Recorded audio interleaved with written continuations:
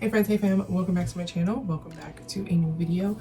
My name is Samantha, also known as Samurai in the Raid. I'm a freelance book editor for indie authors, as well as a soon-to-be self-published author.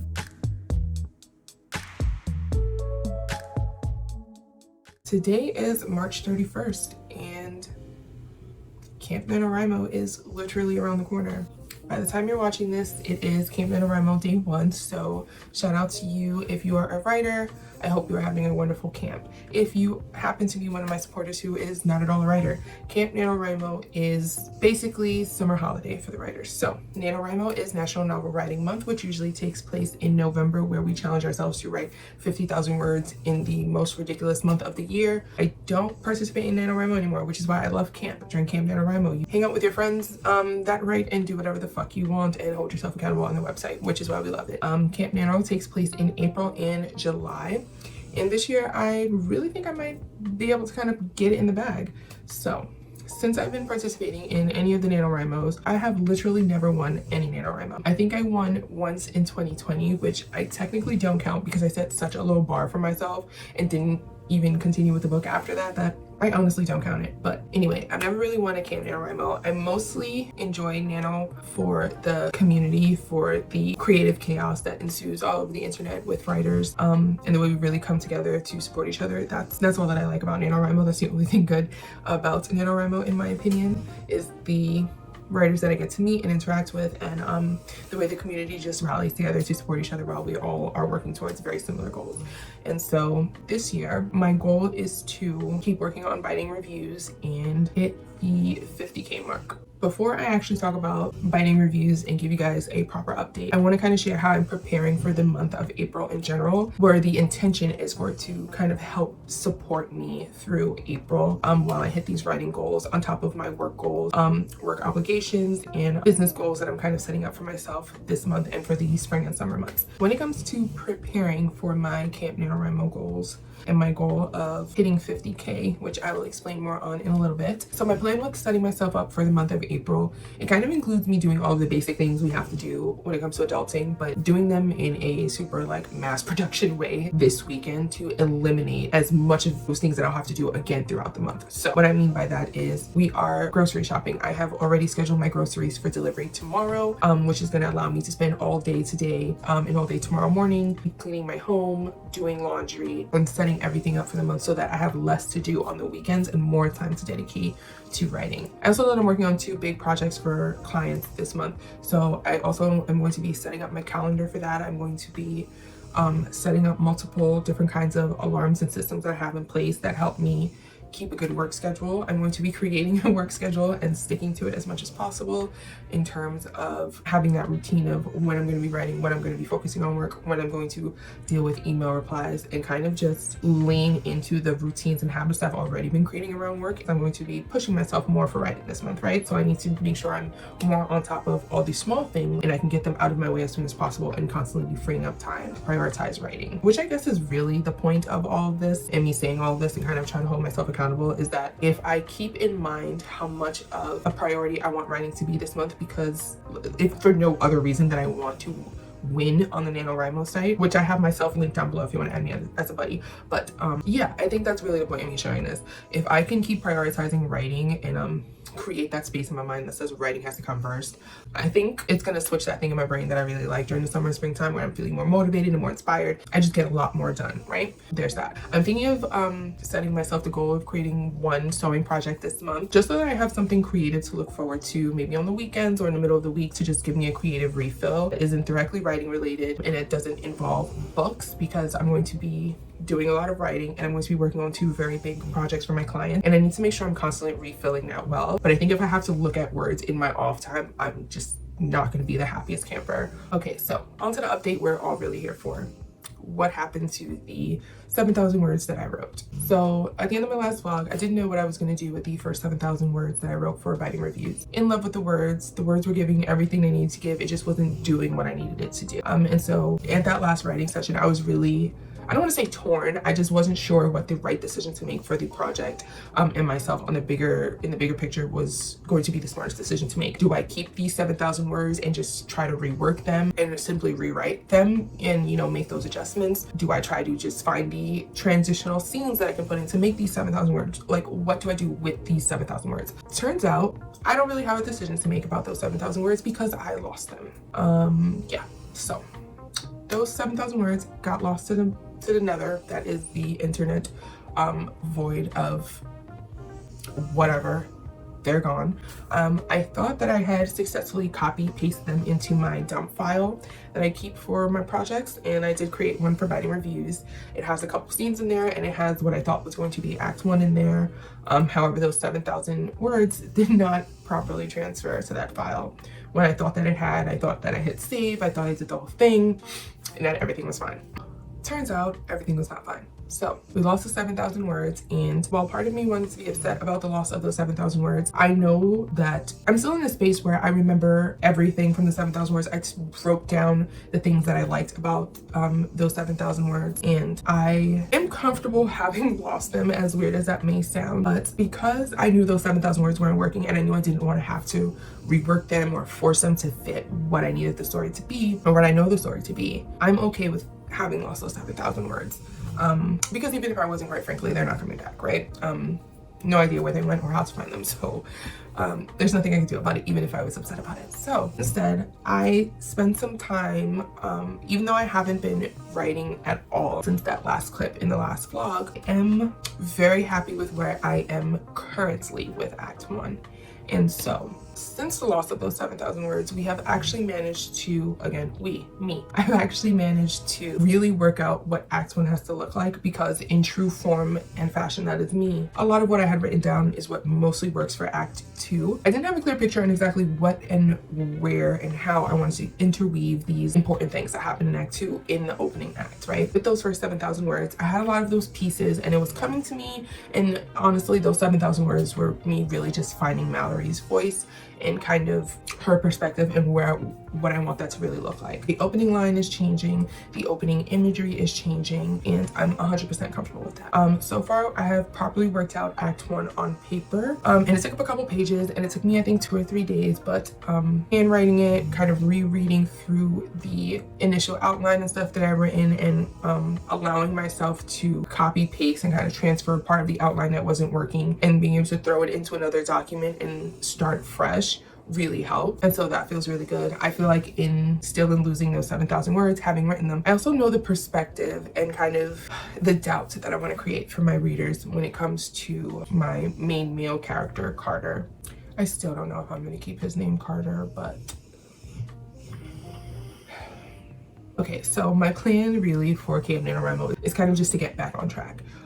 Right now, our zero draft is back at 0 words, and we have Act 1. I know the opening imagery. It's been sitting and playing in my head over and over again, and kind of, you know, in the back of my mind, playing with the wording and the phrasing and how I want it to come across and the tone. And so I feel even more confident now going into this and in rewriting these first 7,000 words, because I know more, and I know what I don't want and what's not going to work. So we've already did that, tried that, we're hanging it up. That's okay.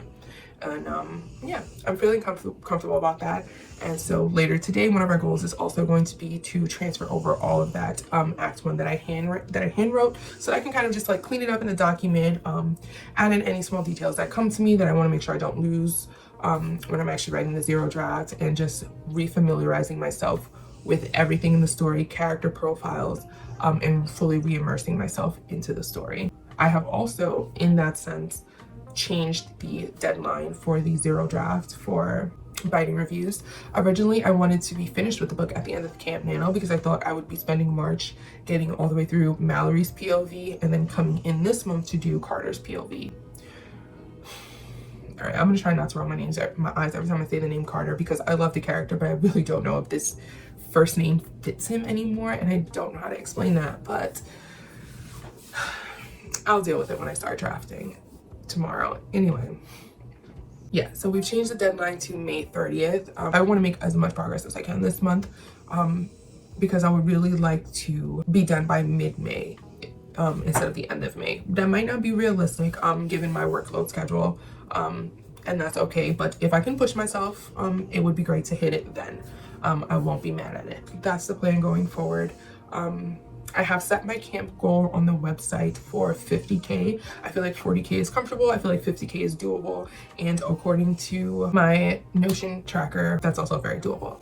And double that, I still want to be writing 10K a week comfortably. So all of it lines up, and I'm comfortable with that. When it comes to actually drafting this thing, I have a couple of resources that I'm going to be leaning on. You guys already know that I love to use the novel writing journal, which I have linked on my website, and down below it is purchased through Amazon, so it can get to you in 2 days if you would like to use it as well. But I'm leaning on the novel writing journal a lot this month so that I can keep myself motivated, keep on track. I know because I usually, like, the 20 to 30K mark is usually when I start to lose steam. And my goal is to, of course, keep trying to head that off the same way I try to head off writer's block.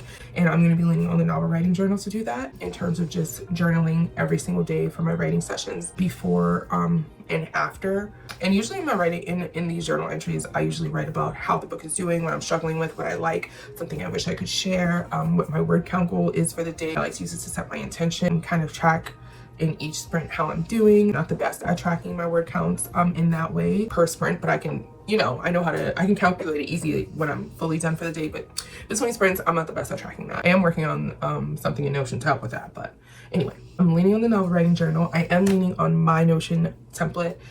You can find that link down below. Also, the Authorhub Notion template that I created.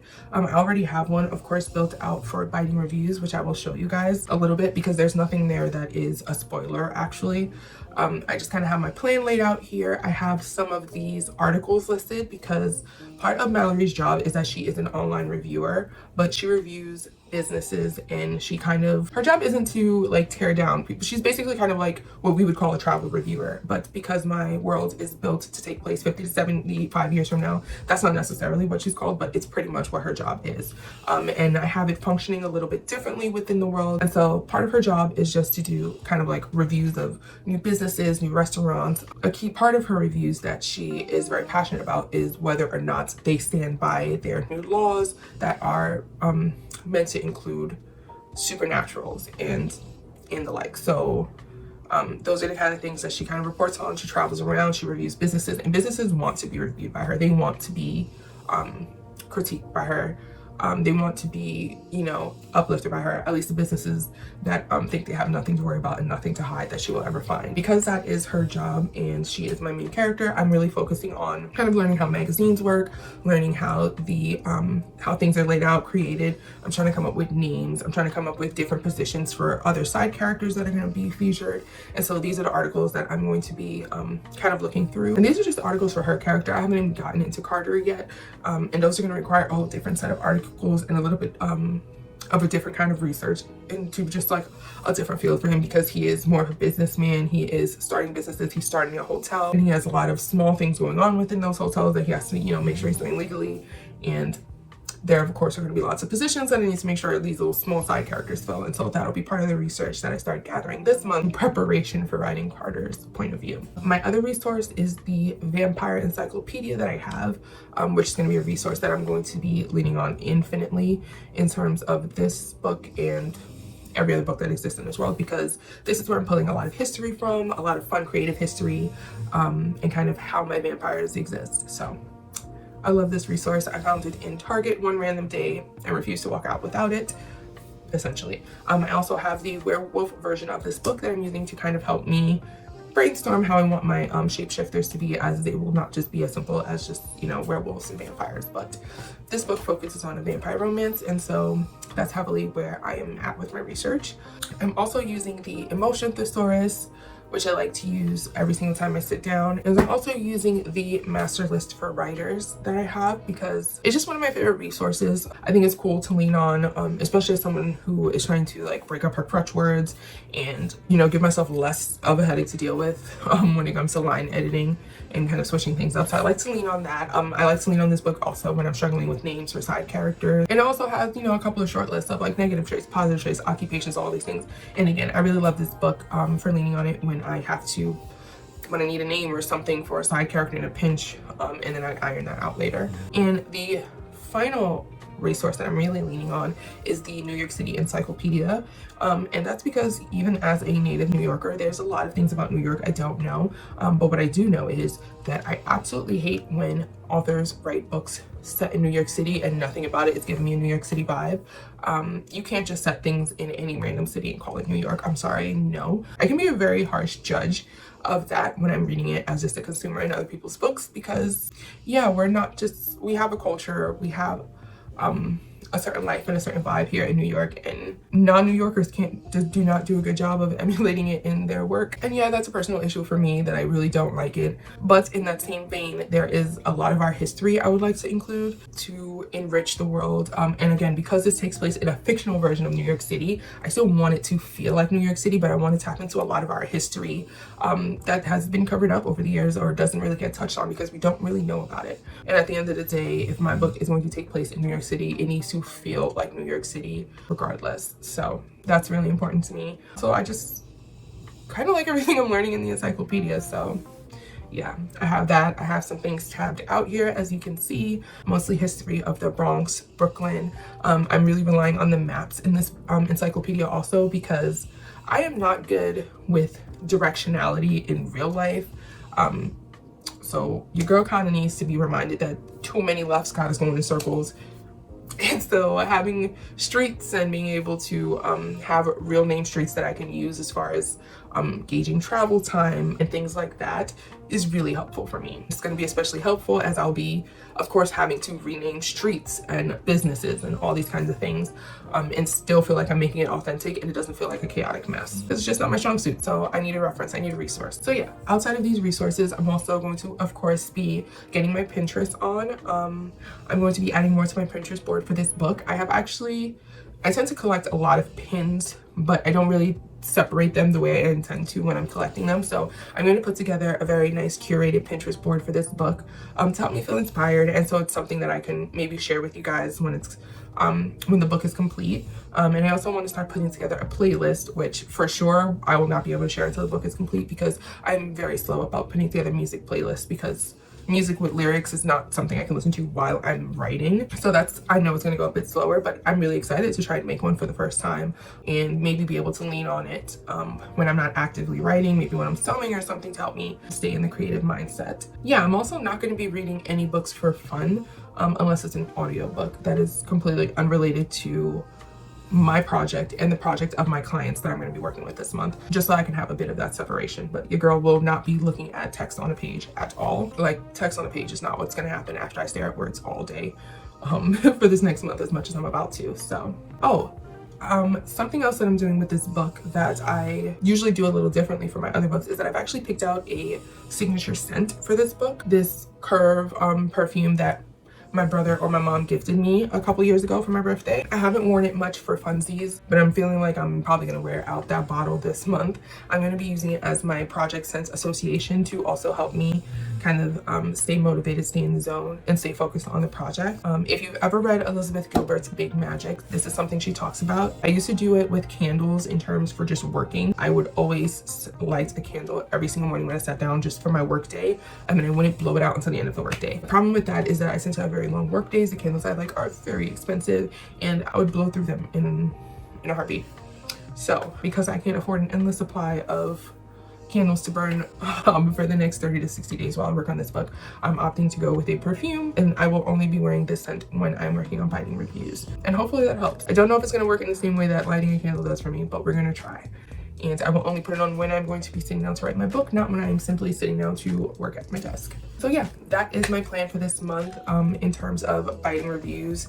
Our zero draft is very much at 0 words. We lost that 7K, and we are looking forward to hitting 50K this month and keeping on par with doing our best to hit 10K words a week by any means necessary. In terms of content for this month, I'm thinking I'm going to be filming every single day at NaNoWriMo, and potentially you will see a vlog every day from the day before. However, if the clips are super short, I will either upload very short update videos, or I will combine them into multiple short vlogs throughout the week, just both to keep me again, accountable and have, you know, I have to show up, let you guys know the kind of progress I'm making, and to keep just documenting the writing journey. I'm going to put very little pressure on these vlogs, as I also want to start doing more sit down talking videos where I'm actually giving you guys tips and suggestions and like actually offering help to you as writers when it comes to drafting and editing your novel. So I'm going to be planning a couple of those this month, and hopefully amidst everything I can get myself to sit down and actually film those videos and get them out to you. So if you happen to want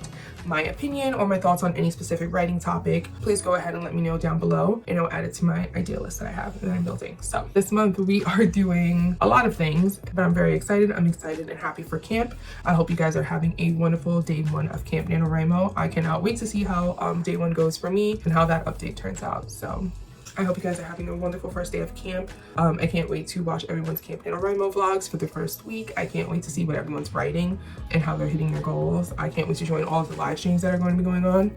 Also, I did not forget about our first live stream.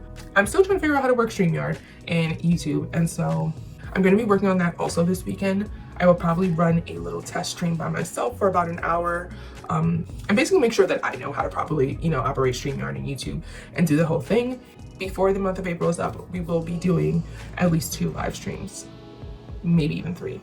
So do keep an eye out. Thank you so much for watching this video. If you've made it this far, thank you so much for the love you guys show on my vlogs in general. I really, really appreciate it. It's super encouraging, and it's kind of what helps me keep my ass in the chair and showing up and wanting to show up, because knowing people care and knowing people are excited to see me excited and what I'm working on, it helps me show up. So shout out to you and thank you very much. I hope Camp NaNoWriMo is going very well for you. I hope you're having fun. I hope you feel prepared as you head into camp. And if you want to be buddies, you can go ahead and add me down below. There's literally no reason I will not be not accepting anyone. I will accept all buddies.